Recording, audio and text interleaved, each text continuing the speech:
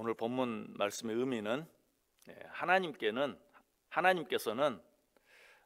하늘과 땅 그리고 그 사이에 있는 모든 것들의 주인이시지만 이 땅에서 되어지는 모든 일들에 대해서는 인간들이 나름대로 지혜와 능력과 기회를 활용하여 그것들을 다스리고 정복할 수 있는 권리를 주셨다는 의미입니다.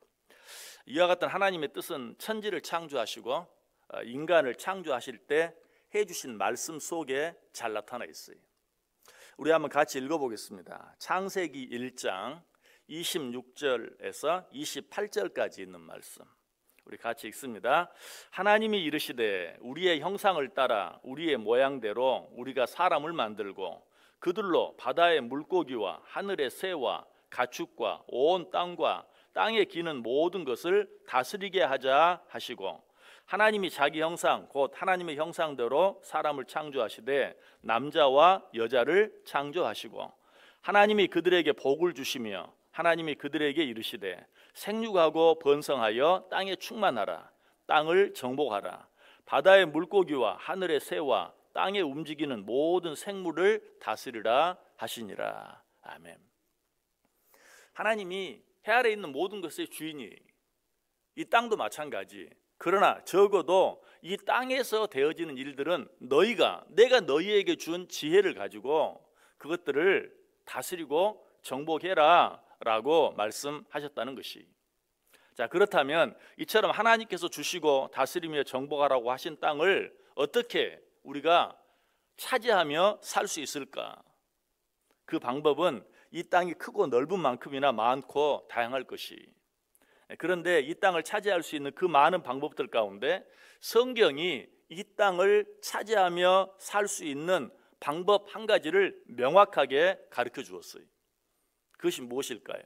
자, 역시 우리 성경 같이 한번 읽어보겠습니다. 시편 37편 11절 말씀 같이 읽습니다. 그러나 온유한 자들은 땅을 차지하며 풍성한 화평으로 즐기리로다. 참으로 뜻밖이죠. 땅을 차지한다는 것은 땅을 정복한다는 것을 의미해요. 그런데 땅을 정복하려면 일단 강해야 할 것 같은데 성경은 뭐라고 말해요?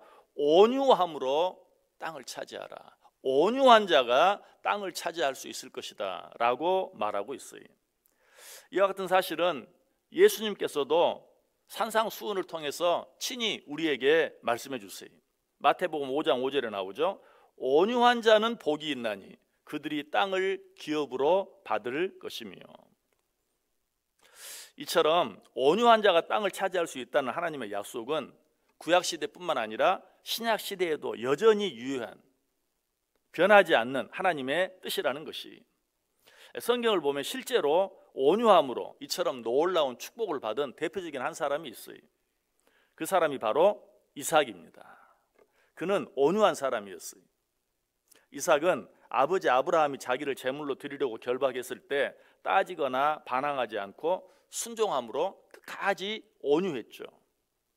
그때 하나님께서는 약속하신 대로 아브라함의 후손 이삭을 블레셋 사람들이 시기할 정도로 크게 축복하신 것을 보게 돼요. 자, 그런데 온유함이란 도대체 어떤 것일까? 온유함이란 말 그대로 글자 그대로 따뜻하고 부드러운 것을 말해요. 여러분 온유한 사람이 되기를 원하십니까? 말에 있어서나 행동에 있어서 따뜻하고 부드러운 사람이 되도록 노력해 보세요. 언제 어디서 누구를 대하든지 따뜻한 표정, 부드러운 미소로 대해 보세요. 그렇게 하다 보면 나도 모르는 사이에 내가 온유한 사람이 되고 온유한 자들이 영육간에 받게 되는 균형 잡힌 축복을 자신에게 풍성에 임하는 것을 체험하게 돼요. 또 온유함이나 싸우지 않는 것이. 이삭이 하나님의 큰 축복을 받았을 때 블레셋 사람들이 시기했다고 했죠. 그러나 후에는 어떻게 됐습니까? 결국 아비멜렉이 찾아와서 자신들의 땅에서 이삭을 떠나라고 했는데 후에는 이삭이 잘 되고 나니까 이삭을 찾아와서 이삭과 서로 우리 화친을 맺자라고 요청하는 것을 보게 돼요. 그가 그렇게 될 수 있었던 이유가 무엇입니까? 이삭이 아비멜렉이 와서 자기가 받은 축복을 보면서 시기하고 떠나라고 말했을 때 내가 뭘 잘못했는데, 내가 수고하고 애써 얻은 것인데 라고 말하지 않았어요. 떠나라고 할 때 말없이 떠났어요. 그때뿐만이 아니 이삭은 형 이스마엘이 자신을 희롱하고 핍박할 때도 그 형 이스마엘과 맞서 싸우지 않았어요. 또 우리가 너무나 잘 아는 대로 그랄 목자들이 이삭의 우물을 빼앗을 때도 그들과 다투지 아니하고 계속해서 양보하고 또 양보했어요. 이처럼 온유함이란 싸우지 않는 것이고 양보하는 것이고 용서하는 것이, 한마디로 온유함이란 마치 물이 흐르듯 흘러가는 것과 같은 것이, 물은 순리대로 위에서 아래로 흐르죠. 그러다가 막히면 어때요? 돌아갑니다. 돌아갈 곳조차 막히면 틈이 생기기를 기다리든지 차서 넘칠 때까지 기다립니다. 그리고 계속해서 또 흘러가죠. 그래서 냇물이 되고 강물이 되고 강물이 흘러 바다를 이루는 것이. 자, 그런데 여기에서 우리가 반드시 기억해야 할 것은 물은 이처럼 온유하지만 그렇다고 포기하지도 않아요. 물은 온유하지만 기어이 목적을 이루어냅니다. 그러나 그 과정에서 절대로 억지를 부리거나 또 싸우거나 하지 않아요. 물은 부드럽지만 어떻게 합니까? 궁극적으로는 바위에 구멍을 뚫죠. 이것이 바로 온유함이 가진 힘이. 이삭이 그러했어요. 그는 우물을 양보하고 또 양보했지만 새 우물을 파는 일을 포기하지도 않았어요. 양보한 만큼 또 새 우물을 팠어요. 그로 인해 그의 지경이 넓어졌고 그들은 번성했던 것이. 그렇게 했을 때 아까 말씀드렸던 것처럼 한때는 이삭을 시기하고 내어 쫓았던 아비멜렉이 이삭이 강성해지자 다시 찾아와서 계약을 맺자고 하는 것이, 결국 온유함으로 참고 양보했던 이삭이 승리를 거둔 것이죠. 더 놀라운 것은 이삭이 전에 자신을 시기해서 내어 쫓았던 이들이 이삭을 찾아와서 어떻게 했다고요?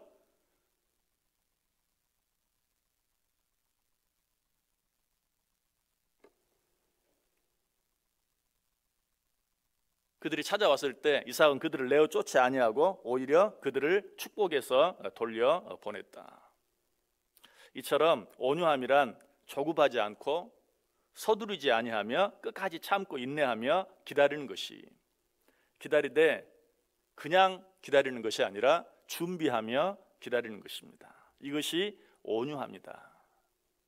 그래서 시편 기자는 온유한 자가 땅을 차지한다고 말하기 전에 먼저 이렇게 말해요. 역시 우리 같이 한번 읽어봅니다. 시편 37편 7절에서 10절까지 있는 말씀 같이 읽겠습니다. 여호와 앞에 잠잠하고 참고 기다리라. 자기 길이 형통하며 악한 꾀를 이루는 자 때문에 불평하지 말지어다. 분을 그치고 노를 버리며 불평하지 말라. 오히려 악을 만들 뿐이라. 진실로 악을 행하는 자들은 끊어질 것이나 여호와를 소망하는 자들은 땅을 차지하리로다. 잠시 후에는 악인이 없어지리니 내가 그곳을 자세히 살필지라도 없으리로다. 아멘. 이렇게 말하고 난 후에 비로소 뭐라고 말해요? 아까 읽었던 것처럼 그러나 온유한 자들은 땅을 차지하며 풍성한 화평으로 즐거워하리로다. 여호와 앞에 잠잠하고 참고 기다리라. 자기 길이 형통하며 악한 꾀를 이루는 자 때문에 불평하지 말라. 분을 그치고 노를 버리며 불평하지 말라. 오히려 악을 만들 뿐이라. 진실로 악을 행하는 자들은 끊어질 것이나 여호와를 소망하는 자들은 땅을 차지하리라. 잠시 후에는 악인이 없어지리니 내가 그곳을 자세히 살필지라도 없으리로다 라고 말한 후에 그러나 온유한 자들은 땅을 차지하며 풍성한 화평을 즐거워하리로다. 여러분, 하나님께서 우리에게 맡기신 땅을 차지하는 사람들이 되기를 원하십니까? 온유한 사람이 되시길 바랍니다. 절대 싸우지 마세요. 끝까지 참고 인내하세요. 그리고 기다리고 또 기다리세요. 누가 승리해요? 온유한 자가 승리하게 되어 있어요. 누가 오래 가요? 온유한 자가 오래 가게 되어 있어요. 누가 땅을 차지해요? 온유한 자가 땅을 차지하게 되어 있어요. 오늘 하루도 온유한 말, 온유한 표정, 온유한 행동을 통해 온유한 자에게 약속하신 하나님의 약속대로 이 땅을 다스리고 이 땅을 정복하고 이 땅을 차지하며 살아가는 저와 여러분 될 수 있기를 주님의 이름으로 간절히 축원합니다.